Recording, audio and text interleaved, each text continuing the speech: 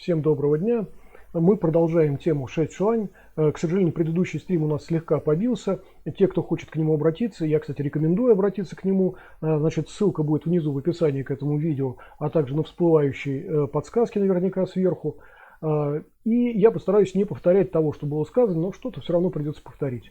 И начнем мы с того, еще раз начнем с того, что кулака змеи или шэцюань, традиционного такого китайского боевого искусства, не существовало никогда. Несмотря на то, что где-то в литературе и на просторах интернета, и в YouTube мы находим, тем не менее, какие-то видео или какие-то упоминания о том, что существует шэцюань такой вот, да, на самом деле, братцы, это не боевое искусство. Дело в том, что в поле китайских боевых искусств понятие чэн, вот это вот, которое технически означает вроде бы кулак, но на самом деле означает определенные формы кисти, за исключением, может быть, за исключением каких-то отдельных форм кисти. Так вот, кисть руки я имею в виду. Так вот, когда говорят шэцюань, речь не идет о традиционном китайском боевом искусстве. Речь идет всего лишь о позиции руки. О такой специальной позиции руки, которую мы обязательно увидим в тех фрагментах, видеофрагментах, которые вы посмотрите несколько позже.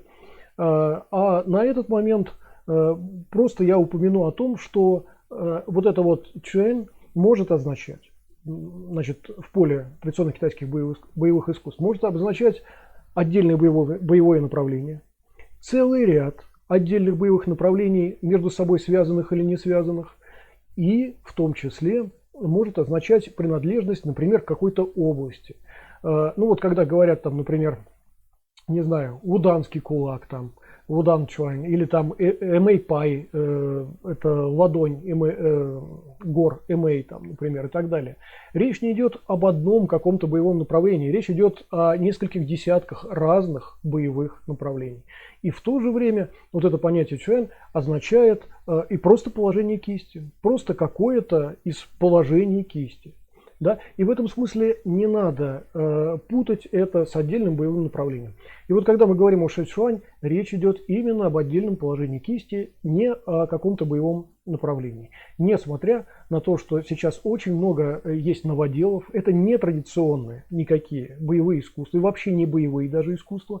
Это попытки изобрести велосипед, это попытки из отдельных фрагментов боевой практики сделать целый стиль, как говорят, целое боевое искусство.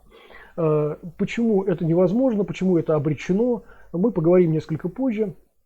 А сейчас можем взглянуть на те фрагменты, которые подготовлены. Вот прошлый стрим мы с вами завершили какими-то видео, связанными со мной. Я специально для вас отснял, вернее, не специально для вас, вообще эти видео были отсняты для уроков синего пояса Лао Фэн Чуань. И куда как раз входит вот этот вот шэцюань, о котором мы говорим, те техники и технические элементы, которые соответствуют этому понятию кулака змеи, вот они входят в уроки для синих поясов Лао Фэн Чуань. Значит, кому интересно, ссылки тоже все внизу, там, в том числе на второй канал Лао Фэн. Значит, я из этих фрагментов, которые были специально отсняты для этих уроков, выбрал наименее, как это сказать, наверное, наиболее гладкие, наиболее такие, как сказать, которые можно вот выкладывать в YouTube, как говорится, да, без вреда для чьей-то психики, так скажем, да.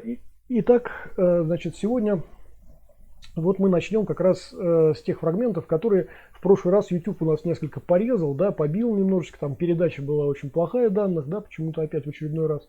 Вот давайте мы посмотрим тогда, значит, то, на чем мы остановились в прошлый раз. Значит, это вот как раз сейчас демонстрируется целый ряд позиций рук, которые связаны с шэцюань.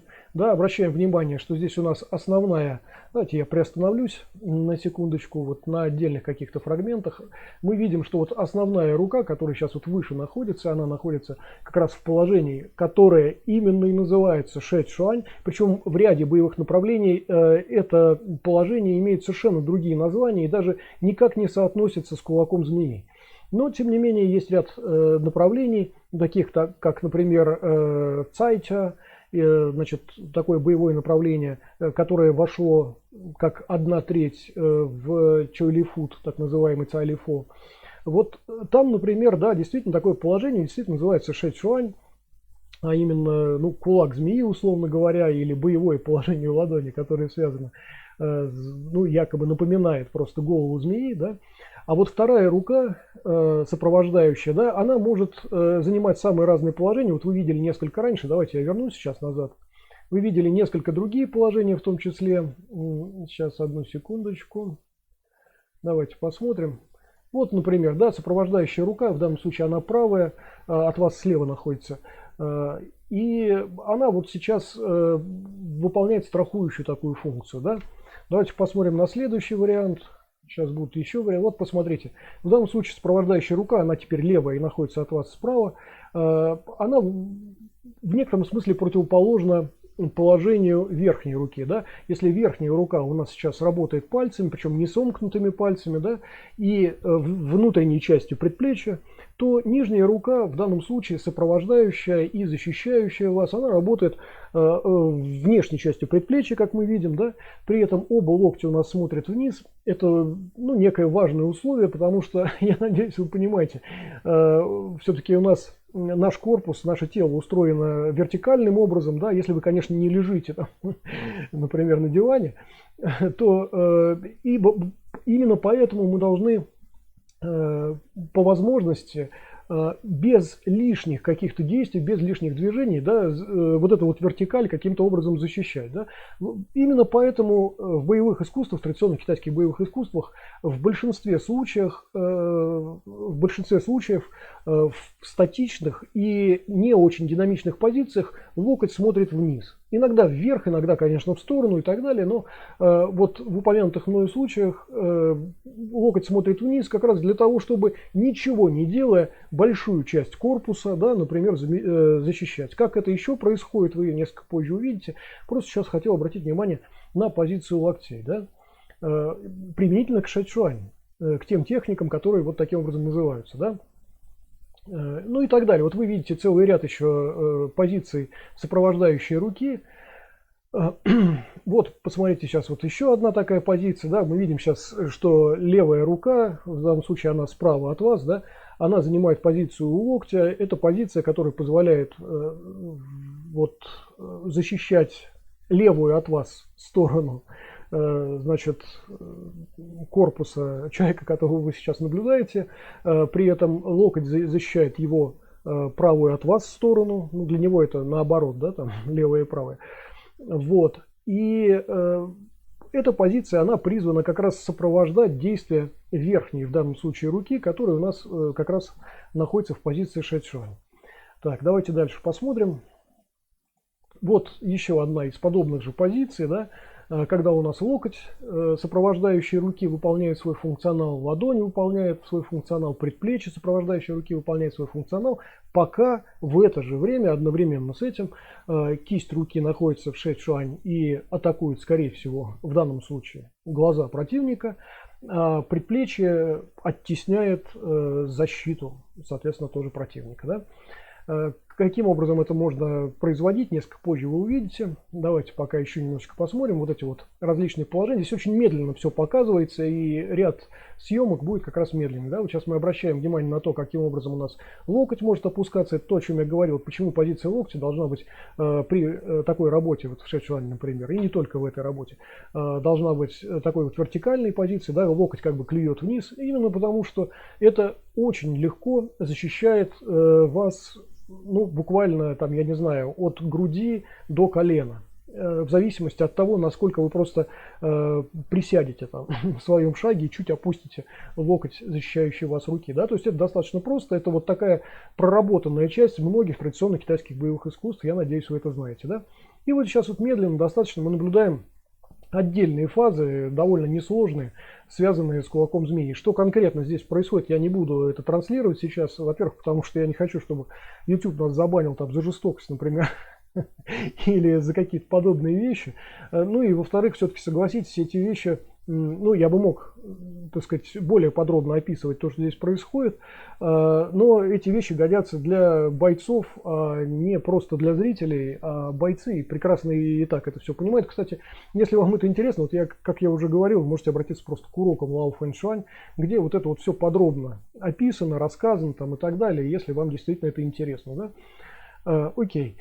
И мы наблюдаем также вот за позицией кисти, такой достаточно, так сказать, характерной для шэйчуань. Она, кстати, может быть не только горизонтальной, в горизонтальной плоскости, она может быть и в вертикальной плоскости, и в диагональной плоскости занимать, да.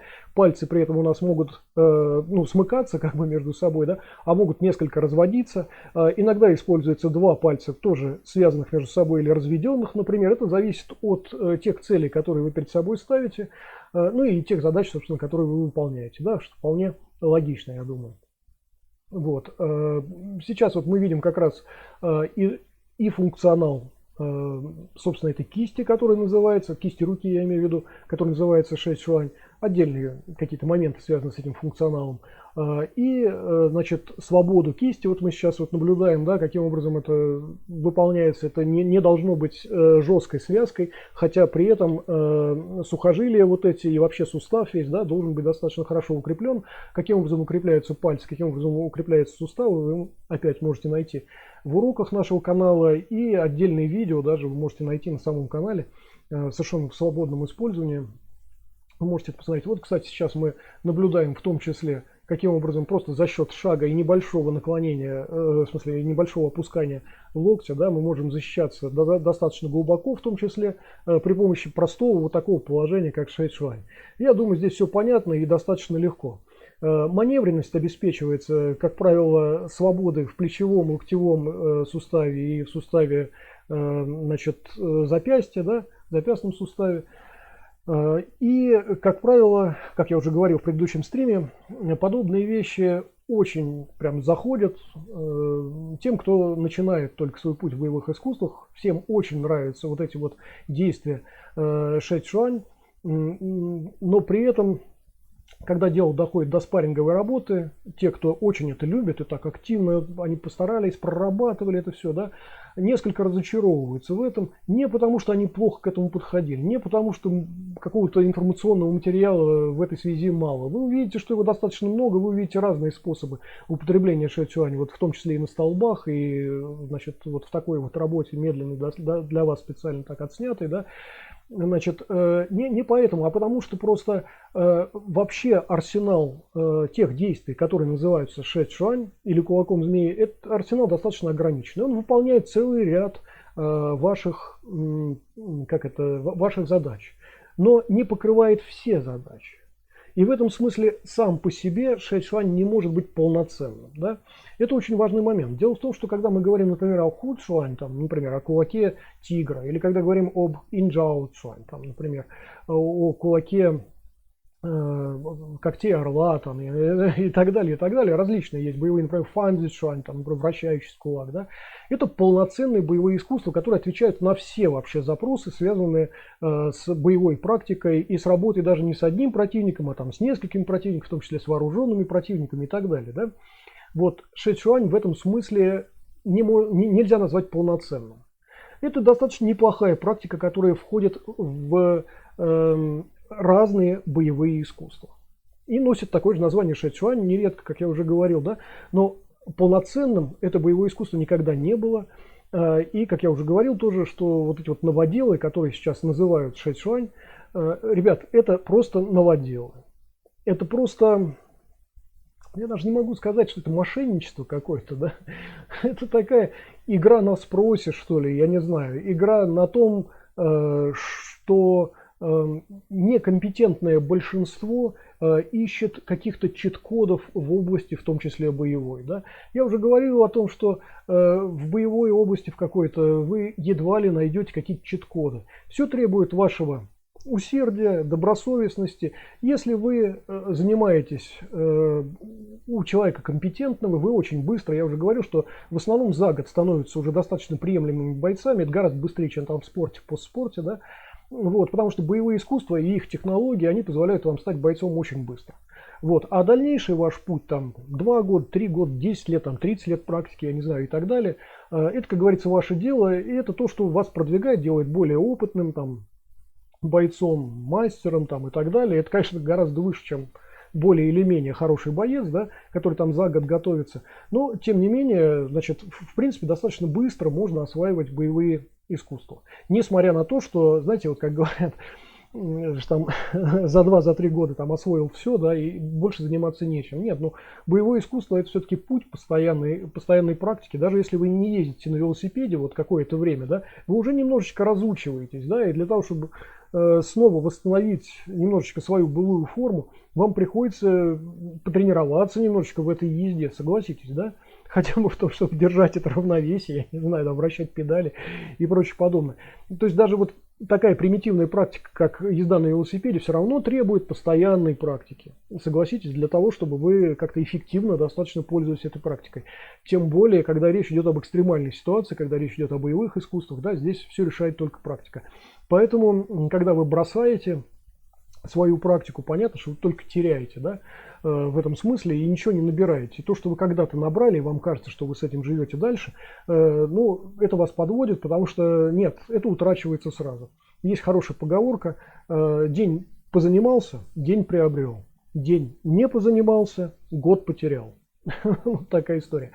Возвращаясь к тому, что мы сейчас наблюдаем, здесь в том числе мы видим такую достаточно тоже типичную работу, когда для шэйчжуань еще дополнительно используется запястье в качестве атакующей и защищающей поверхности, в том числе, да, что вполне логично, потому что рука в шэйчжуане уже находится в таком положении, когда легко воспользоваться как раз запястьем. Запястье, кстати, надо тоже укреплять, это очень мощная поверхность, не зря ее называют малым локтем за большую разрушительную силу, но при этом, да, требует укрепления, требует определенной сноровки, навыков работы там, и так далее. То есть это, ну, так сказать, если мы будем говорить там о спорте, постспорте, то, конечно, как говорят, вот движок там какой-то спортивный, постспортивный для этого не годится. Так же, как не годится, например, для действия шэйчжуань. Но, тем не менее, значит, вот вы сейчас понаблюдали, да, как это работает, и оценили, наверное, насколько это далеко от спорта и постспорта. И это и называется, собственно, боевыми практиками, да,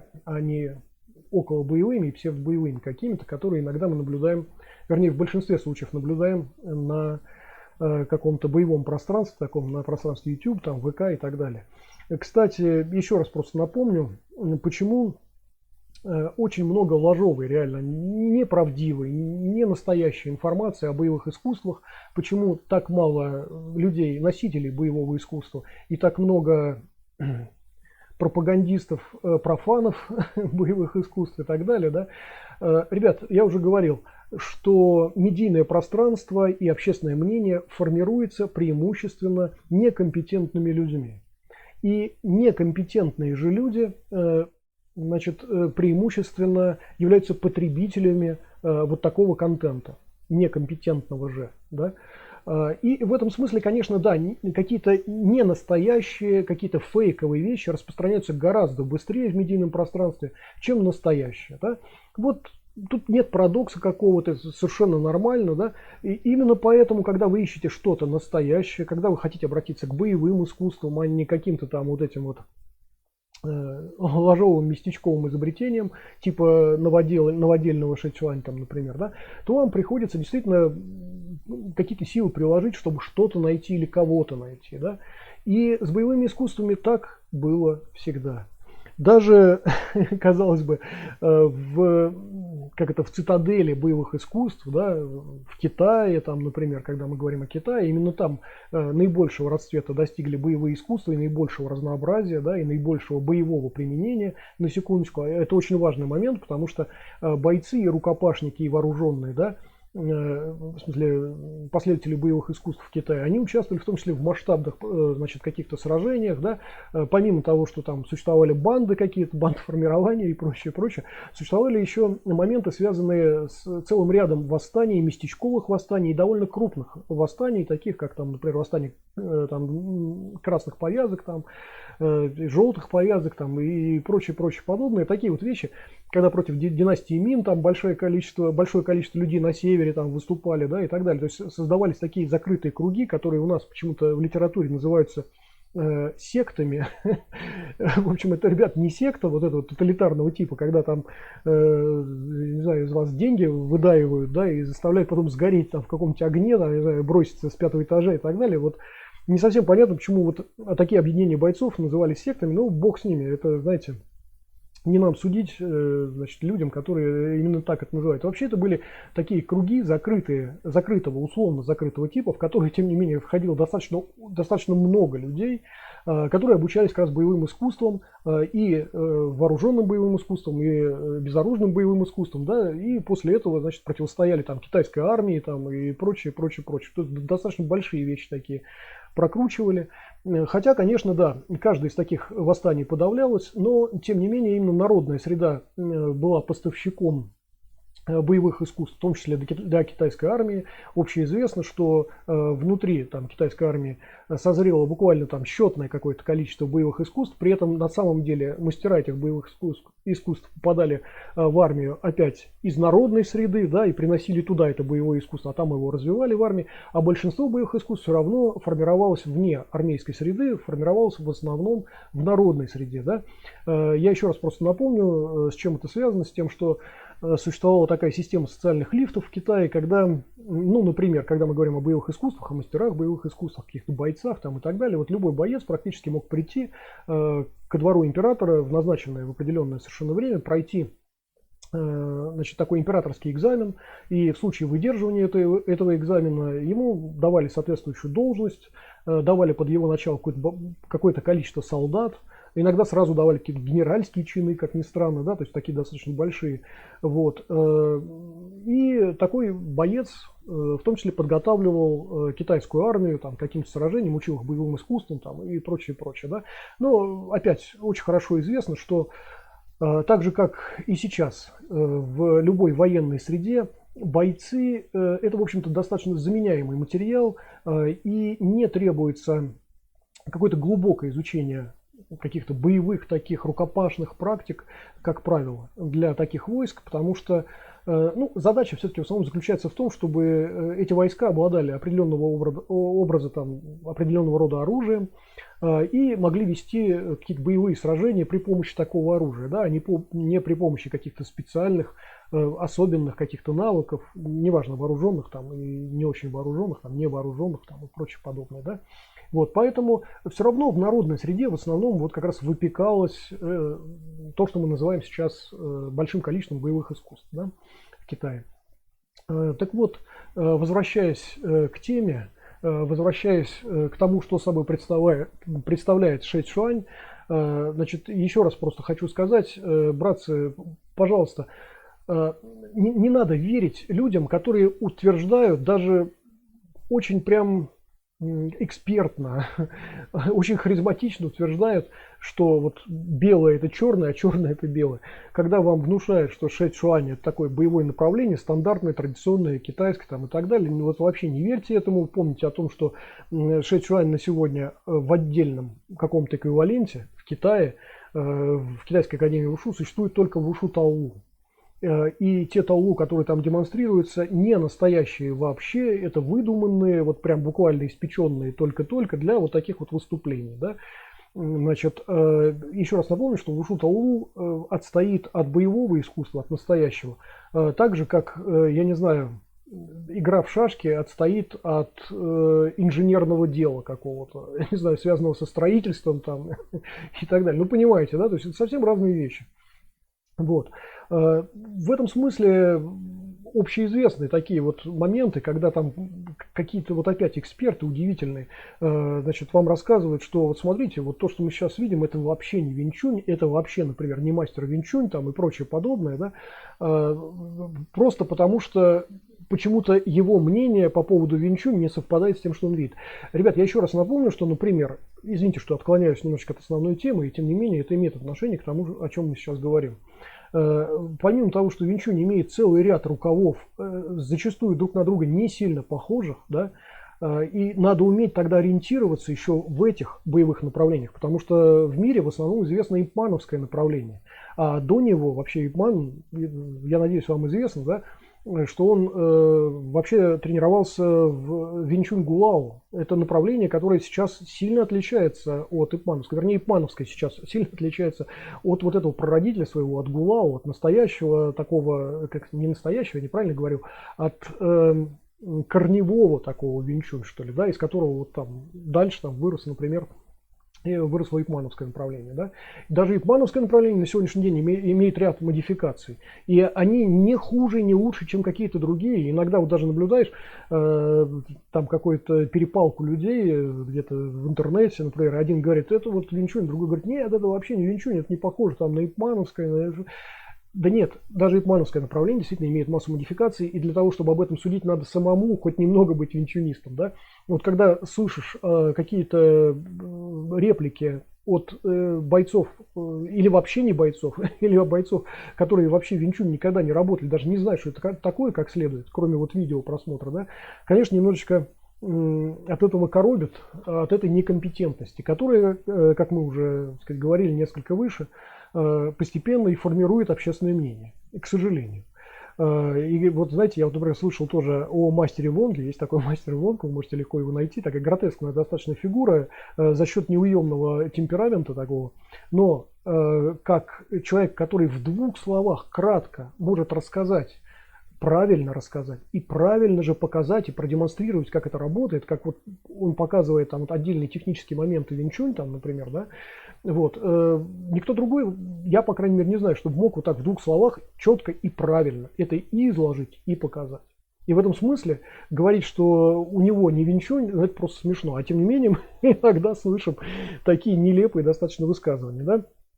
Так же, как, например, мы можем слышать, что ничем не отличается, там, не знаю, там Инжао Чуань от Танланпай, там кулак богомола от кулака орлиных когтей, там, например, да.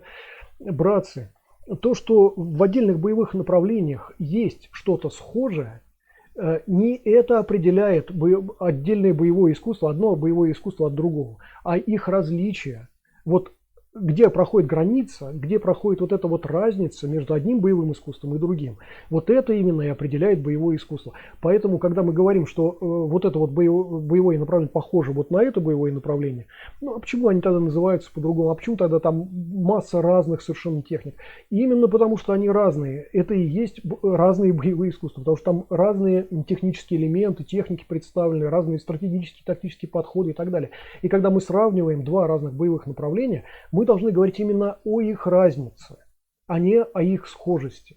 А вот когда мы говорим о генезисе боевых направлений, о том, что там, я не знаю, там из Сины возник Фанзи Цюань, из Фанзи Цюань Инжао Фанзи, потом там Инжао Цюань там, и так далее, и так далее. Вот когда мы говорим о таком генезисе, тогда мы можем говорить о схожести какой-то, да, потому что мы говорим, что из одного там возникло другое, третье там и так далее. Да. Такая история. Вот об этом важно помнить. Ну и возвращаясь к теме, значит, Шэцюань, то же самое хочу сказать и о Шэцюань. Иногда видишь самые разные боевые направления, которые в сети почему-то называют Шэцюань. Они вообще разные, их применение разное, подход совершенно разный. И тем не менее это называют, не-не-не, это все Шэцюань, это вот отдельно такой вот кулак змеи. Это, ребят, неправда.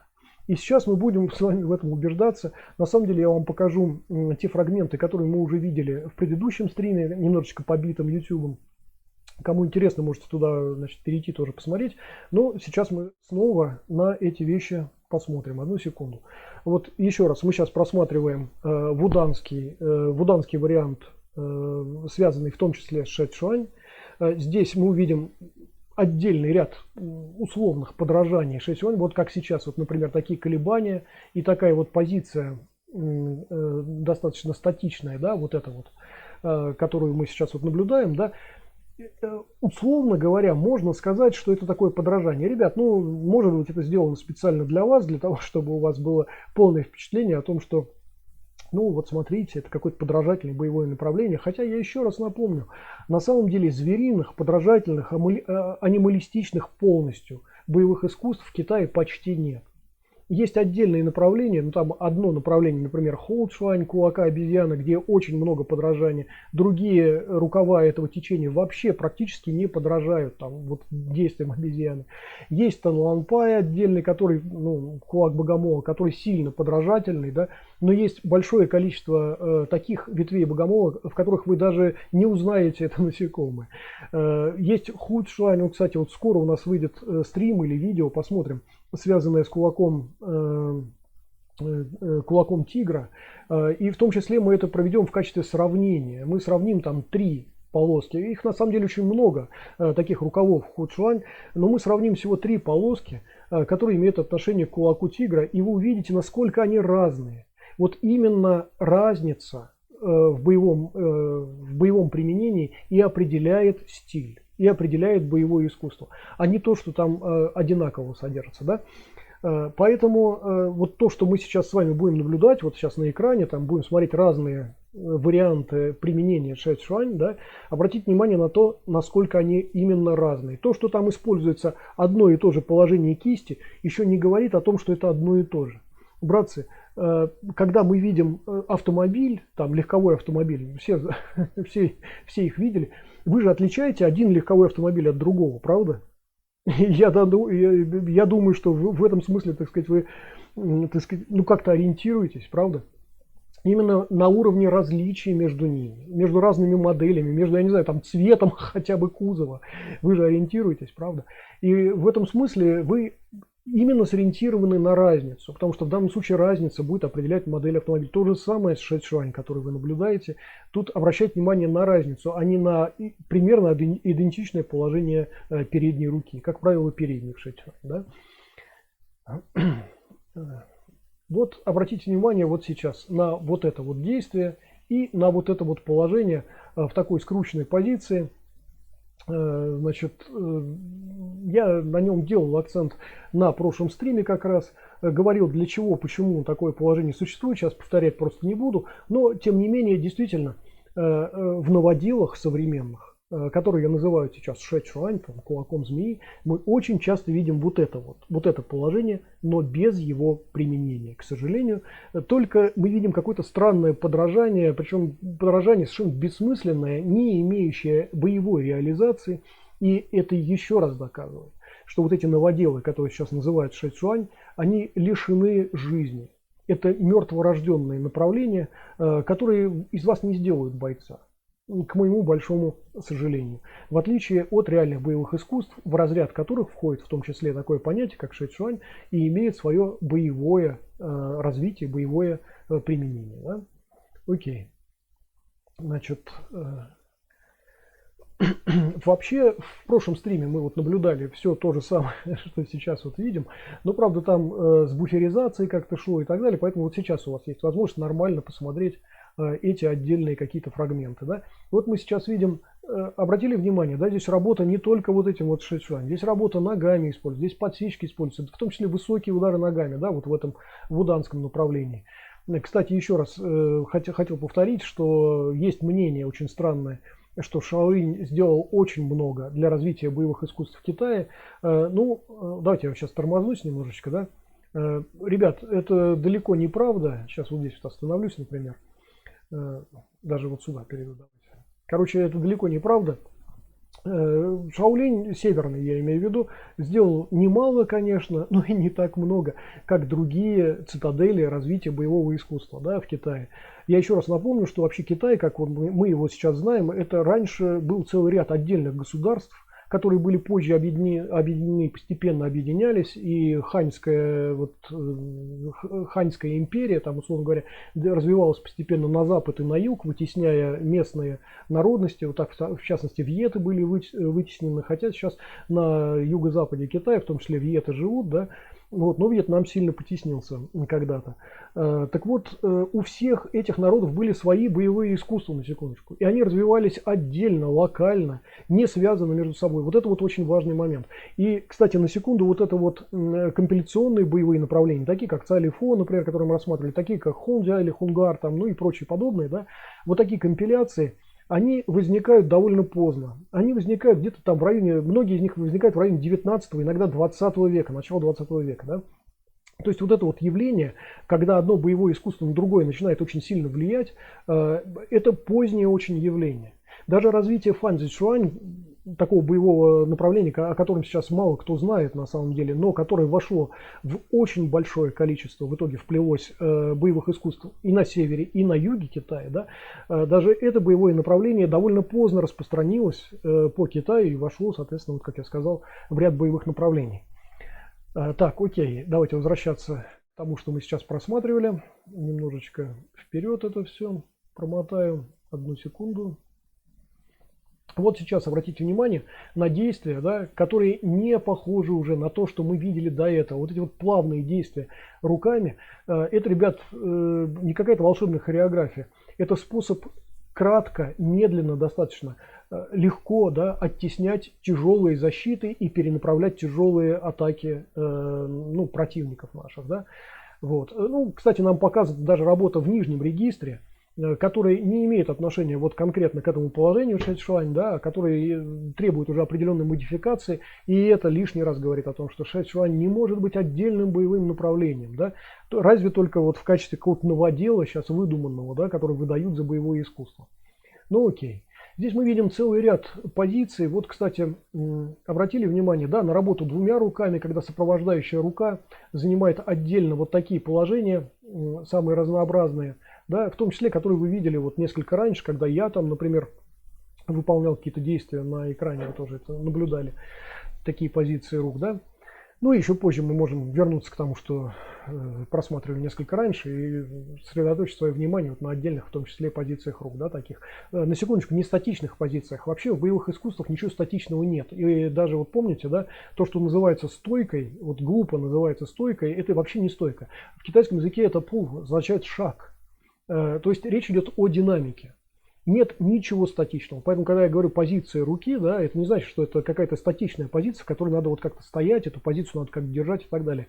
Нет, это короткое время выполнения определенного технического действия всего лишь. Да? Но, тем не менее, мы это называем позицией, хотя это не совсем правильно. Вот, это в динамике все выполняется. Надеюсь, пока я говорил, вы наблюдали то, что сейчас происходило. Вот сейчас мы видим такое, это уже вот совсем шоу, да, когда нам показывают далеко не отдельное направление шэйчуань. Это просто, ну, условно говоря, театрализованное шоу для вот праздничных людей, для людей на каком-то вот празднике, там, условно говоря, да. Отдельные какие-то фрагменты кулака змеи, не, между собой не очень связанные и, на секундочку, сурово сдобренные работой ногами там и так далее, да, вот мы сейчас наблюдали, да. Вот, здесь вот сейчас мы наблюдаем отдельные опять аспекты, именно связанные с шэйчуань. И как видите, их не очень много, этих аспектов. Это очень важный момент. И подобные же вещи, я надеюсь, вы наблюдали в том числе и в хэйчуань. На секундочку, кулак журавля содержит в себе немало того, что мы сейчас назвали бы шэйчуань. При этом в хэйчуань, в кулаке журавля, эти элементы не называются даже шэйчуань.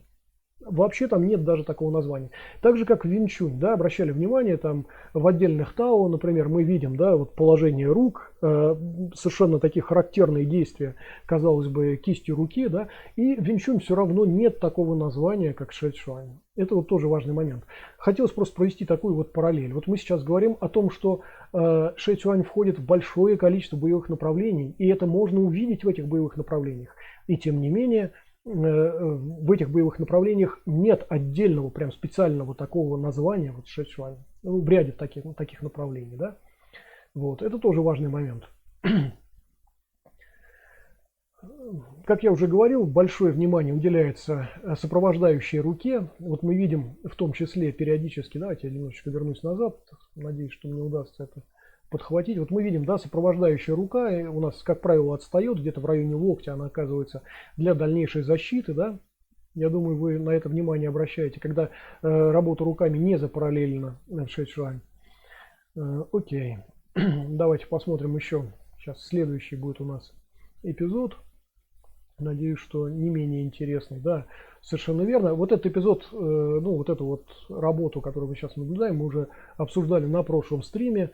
Надеюсь, что не все там было буферизовано и не все там останавливалось. Но у вас сейчас есть возможность посмотреть на это без этой буферизации. Обратите внимание, опять я повторю то, что говорил несколько раньше там.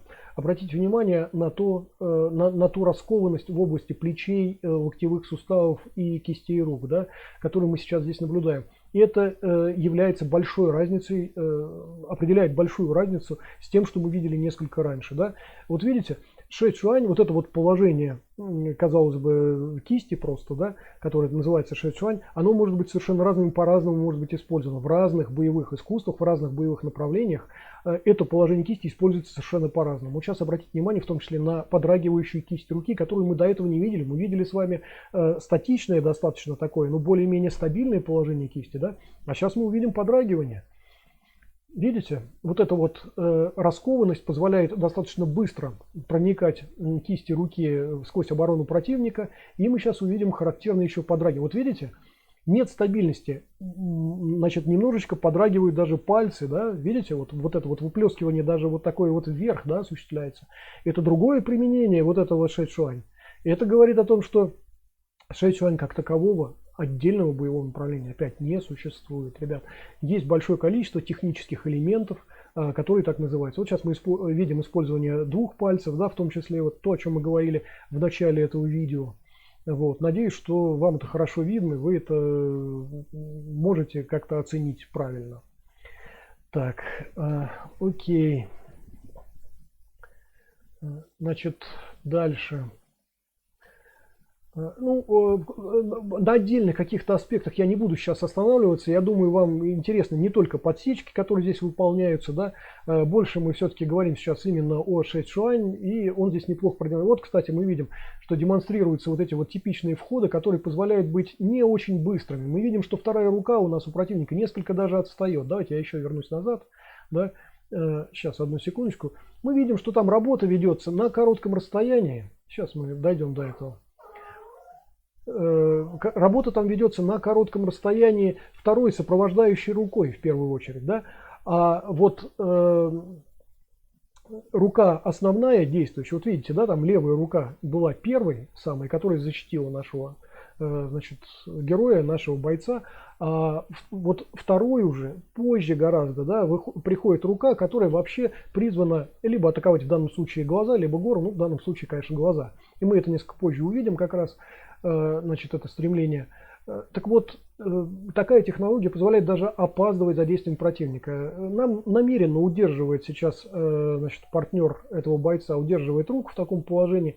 Но на самом деле, если бы он ее отдернул и начал использовать другую руку, наш боец мог бы, ничего не меняя, тем не менее, и защититься, и проатаковать нашего противника, да? Что позволяет, собственно, делать это вот шэцюань, это положение кисти. Как и многие другие положения, которые существуют традиционных китайских боевых искусствах, будь на этом месте, например, боец Танланпай, кулака Богомола или Инджао, или Фанзичуань, или там, я не знаю, Пай Хэ, например, да, он вполне с этим же справился, только при помощи другого положения кисти, которое бы сейчас было бы внутри обороны нашего противника, да. Я думаю, это очевидно, совершенно и понятно. Окей. Вот мы сейчас наблюдаем, да, как у нас именно сопровождающая рука действует в первую очередь. Хотя на самом деле позже мы увидим, ну и перед этим мы видели другие варианты такой работы, когда у нас именно основная рука в первую очередь действует. Вот мы сейчас видим, кстати говоря, и работу в горло там, вот, ну условно обозначена она сейчас, конечно, да, вот, и работу в глаза там и так далее. И сейчас с применением еще ноги, как мы видим, да, это атака еще ногой одновременно с использованием шэцюань. И вот два пальца у нас сейчас работают как раз вот таким вот образом, да, на атаке и так далее. Нам разные формы, собственно, такой работы продемонстрированы, да. Да, и в том числе вот разные еще способы работы внутри обороны противника и того, каким образом, собственно, кисть руки у нас попадает внутрь обороны противника. Нам медленно было продемонстрировано и несколько быстрее это показывается, да, вот мы видим это хорошо, я надеюсь. Вот сейчас вот мы видим как раз, да, вот она, работа основной рукой, да, не сопровождающей в первую очередь, да, сейчас нам была показана, а именно основной рукой. Значит, шэцюань в таком положении кисти. Окей. Ну и вот отдельно еще такие технические моменты, да, даже с небольшими прихватываниями, которые в том числе могут использоваться вместе с шэйчуань. Это вот моя работа, это я просто показываю, каким образом там укрепляются пальцы, да, вот на там побыстрее и помедленнее я это показываю, что вообще для работы в шэйчуань надо еще укреплять свои пальцы, да, и уметь ими там, ну, хоть немного их использовать по-настоящему, да, не ломать все пальцы, даже когда вы пытаетесь, казалось бы, поразить довольно беззащитную цель. Вообще для того, чтобы поразить человека в голову, да, вот на протыкание пальцами, ну, надо все-таки иметь крепкие пальцы. Тем более, когда мы говорим о паховой области, об областях смежных с ней и так далее, да. Окей. Это не говоря о том, что просто может что-то пойти не так, и вы сами понимаете, вы можете травмировать пальцы совершенно каких-то непредсказуемых, казалось бы, ситуациях, неожиданных там и так далее. Именно поэтому укрепляем рабочую поверхность не только для того, чтобы атаковать, не только для того, чтобы ими защищаться, но и для того, чтобы не быть травмированными там, где нам это совершенно, естественно, не нужно. Вот то, что мы сейчас видим, это как раз вот нелепая достаточно канитель, это вот нелепое подражание шэйчуань. Вот многие называют вот это шэйчуань, то, что мы сейчас наблюдаем, да. Это, ребят, ушу таллу. Никакого отношения к боевым искусствам, то, что мы сейчас видим, не имеет. Вот это вот извивание корпусом какие-то, да, вот сейчас мы тоже что-нибудь подобное увидим там. Вот, вот такие вот, значит, вот извивания опять корпусом какие-то, да, вот это вот все. Братцы, еще раз, когда вам это впаривают, как говорится, как настоящее боевое искусство, помните о том, что нет, это театральное шоу или в лучшем случае спортивно-акробатическое выступление, да, не имеющие отношения к реальной боевой практике. Окей. Ну и вот как раз, собственно, мы видим, как выполняются отдельные технические элементы, вот нам сейчас показывают, да, связанные с шэйчуань. И обратите внимание, как они выполняются совершенно по-другому, чем то, что мы видели несколько до этого. А вот это видео, которое было снято больше 10 лет назад, вот с моим участием и с участием хорошего очень бойца, моего партнера в данном случае, да, вот мы видим. Здесь вот обратите внимание на работу шэйчуань, как раз медленную и побыстрее, да, в том числе с использованием атак ногами, да, вот мы несколько позже, несколько раньше это мы видели, да, и, ну и позже там немножечко увидим тоже в том числе, да, эту работу сейчас. Ну вот, например, да, вот вы видите, да, прихрамывает теперь мой партнер, да, потому что разбита голень, да, и вот там вот я показываю, каким образом это выполнялось медленно, да, вот.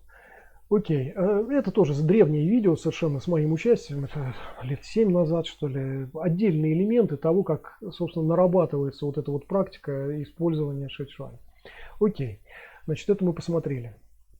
Давайте теперь вернемся снова к видео, с которого в этом конкретно видео мы начинали, к этим видеофрагментам, да, и немножечко остановимся на отдельных моментах, связанных с тем, что, значит, здесь нам демонстрируется, да. Значит, давайте я немножечко промотаю, если не возражаете. Одну секунду, потому что часть вот этого мы уже наблюдали и часть уже обсуждали. Сейчас вот очень медленно нам показывается, да, функционал кисти руки, функционал сопровождающей руки, функционал внутренней части предплечья, там, например, да, сопровождает, ну, в смысле, мы наблюдаем здесь сейчас.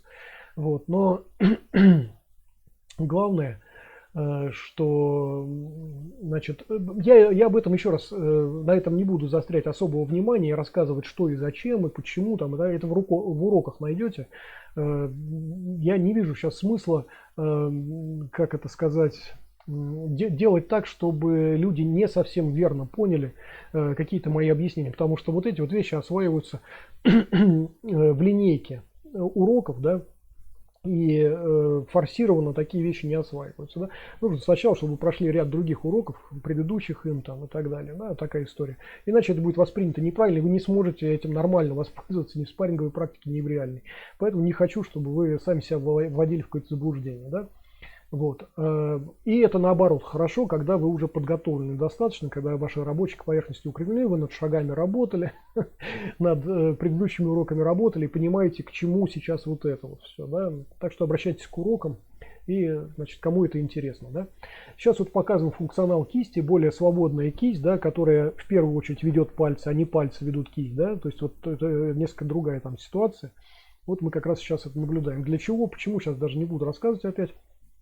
Значит, для этого нужно, чтобы мы имели единый понятийный аппарат для того, чтобы это все, так сказать, было достаточно понятно. Хотя я уверен, что люди сейчас, которые вот это вот просматривают, для себя сделают неправильные выводы и даже, может быть, попробуют попрактиковать это, ну, как говорится, флаг в руки. Значит, на основе только увиденного я не думаю, что можно сделать правильные выводы. Так же, как когда вы видите, там, например, какое-то инженерное сооружение или там видите самолет, вы вряд ли можете судить правильно, с высокой степенью точности о том, каким образом это строилось. И вряд ли сами сможете собрать что-нибудь подобное, да, без специального умения, без специального обучения. Ну окей. Так, давайте мы сейчас еще немножечко промотаем. Да. Вот отдельные моменты уже несколько более динамичные. Это вообще там в четверть скорости, наверное, да, сейчас вот демонстрируется. Ну, просто чтобы не было опять мельканий перед вашими глазами. Вообще это выполняется достаточно быстро, все эти вещи. Вот, значит, в том числе демонстрация того, каким образом вот локоть ведущей руки, значит, может вас защищать чуть ли не в полный диапазон, да, при помощи там его опускания и того, что вы занимаете более низкое положение, да. В том числе вот это вот было показано. Это как раз можно объяснить, потому что это очень просто. Да? Вот другие вещи более сложные я не хочу сейчас все-таки специально объяснять вне уроков каких-то, которые на нашем канале присутствуют. Можно обратить внимание, кстати, на сопровождающую руку, о которой мы вот говорили в контексте того, что мы просматривали. Да, вот она тоже постоянно здесь используется. Обратите внимание на ее положение, ну и можете сделать там условные выводы, хотя бы условные выводы о ее функционале и о том, зачем она это делает. Вот мы видим как раз, что даже до уровня колена, иногда даже до середины голени, вы можете себя защищать одной единственной рукой. Да? Это то, о чем я говорил, что одной рукой, одним движением можно защитить себя от макушки до середины голени. На секундочку. Вот боевое искусство это позволяет. Вот даже на уровне таких простых, очень простых техник, как шицюань, мы это наблюдаем, да, не говоря уже о более таких продвинутых, мощных техниках, которые там, как правило, мы используем в традиционных китайских боевых искусствах. Да? Окей. Значит, здесь вот опять демонстрируется более свободная такая работа в полприкосновения к рукам противника. Для чего? Зачем? Это уже отдельная тема, опять касающаяся уроков. Не хочу вас вводить в заблуждение сейчас, тех, кто далек от темы боевых искусств. Значит, и несколько позже, давайте вот мы сейчас посмотрим. Сейчас, вот мы видим как раз вот это вот эти вот действия. Кстати, мы что-то подобное видели вот только что, значит, как это выполнялось представителями других боевых направлений, да, не только Лао Фэншуань, как вот мы сейчас наблюдаем, например, да, но и других боевых направлений. Нечто подобное мы тоже наблюдали, да. Окей. Ну, значит, сейчас мы увидим, одну секунду, да, вот уже работа запястьем, это то, на чем я делал уже акцент в начале этого видео, да. Надеюсь, вы тоже вот обратили внимание на то, как легко при этом используется запястье. Я еще раз значит, напомню просто, что запястье, конечно, должно быть заранее укреплено и иметь очень большую подвижность в суставе, а не задеревенелость такое. Да, вот укрепление и в то же время подвижность – это вот те аспекты, которые развиваются в течение того времени, пока вы идете по пути боевых искусств. Да, это важные такие моменты, и они параллельно как раз с освоением техник развиваются. Да? Окей. Ну и вот здесь вот мы видим и атаки там запястьем, и защиты запястьем, в том числе с работой шицюань, с тем, что мы называем шицюань. Окей. И это в разных положениях, как видим, и в достаточно высоких шагах, и в достаточно низких шагах это может работать, это могут быть достаточно мощные действия. Здесь я, мне кажется, да, похоже, что не использовал ноги еще, да, для этого. Но я думаю, что здесь совершенно не проблема. Значит, использовать какие-то подсечки, какие-то атаки ногами и защитные действия ногами и так далее. Да, в основном здесь я выбрал, видимо, я уже сейчас не помню, видимо, выбрал такие фрагменты, где использовано в основном только это положение шицюань, о котором мы сегодня с вами говорим, да? Окей. Ну и, собственно, те положения, которые с ним смежны и которые могут меняться на шицюань и переходить из него, да? Окей. В целом, я думаю, что более или менее вы составили себе представление о том, что такое шицюань. Я думаю, что теперь вы примерно себе представляете, что новоделы, которые сейчас называют кулаком змеи, не имеют отношения никакого к боевым искусствам и не имеют боевого применения, по-настоящему полноценного боевого применения. Я думаю, что это важный такой достаточно момент. И почему это, мы тоже с вами поговорили сегодня. Мы провели ряд параллелей с другими боевыми направлениями. Мы обратили внимание на отдельные технические элементы, на технические какие-то особенности, связанные с ведущей рукой и сопровождающей, там, например, рукой и так далее. В общем, на отдельных каких-то моментах я заострил ваше внимание, хотя, конечно, полностью эта тема, ну, наверное, касается использования шичуань, я имею в виду положение такого руки и его функционала, в основном касается только бойцов, которые практикуют какие-то боевые искусства, которые с этим связаны. Вот, кстати, я говорил о том, что в том числе, вот обратите внимание сейчас на сопровождающую руку, которая использует внешнюю часть предплечья, то, о чем я говорил несколько раньше в связи с теми видео, которые мы наблюдали тоже раньше, да. Вот, я говорил о том, что вы в том числе увидите, вот видите, сейчас сопровождающая рука опять выполняет, да, действия внешней части предплечья, которые, кстати, очень похожи в том числе на пай хэчуань, о чем уже тоже говорилось. Да? То есть в этом смысле, еще раз, те технические элементы, которые обычно сопровождают такие действия, которые мы называем шэчуань, эти технические действия, они, конечно, присутствуют во множестве боевых искусств и являются дополнительными к шэчуань. А шэчуань является дополнительным к этим боевым, ну, специальным каким-то действиям. Да? Еще раз я раскрываю тему того, что шэчуань не является отдельным каким-то полноценным боевым искусством. Это просто положение рук, которые позволяют решать какой-то ряд задач, но не решают все боевые задачи, что очень важно, да? В отличие, например, от полноценных боевых искусств, таких как, я не знаю, там, как Винчунь, например, как Пай Хэчуань, как Фань Зичуань, как, не знаю, Пигуа, как, там, не знаю, Цай Ли Фо и так далее, и так далее, и так далее по списку, да? Мы более 300, наверное, боевых направлений можем назвать. И, кстати, да, вот среди тех боевых искусств, которые я сейчас вот перечислил, в них как раз, в их арсенал входят такие действия, которые мы сегодня называем шэчуань. Значит, ну и не только в них. Да? Например, на прошлом стриме я приводил в пример бачуань. Это 8 ударов или 8 кулаков, такое боевое направление, в котором в том числе есть такое понятие, как шэчуань, как отдельный целый ряд технических элементов, да, но не как полноценное боевое искусство. Вот, собственно, что я хотел сказать. Мне очень жаль, что предыдущий стрим был сильно побит, но надеюсь, что вот это видео вам даст больше видеоинформации, значит, ну и надеюсь, что и аудио какой-то информации, связанной с таким понятием, как кулак змеи, как шэчуань. Я вам желаю хороших тренировок, не забываем подписываться, делиться, ставить лайки, писать комментарии, жать колокольчик, чтобы ничего не пропустить.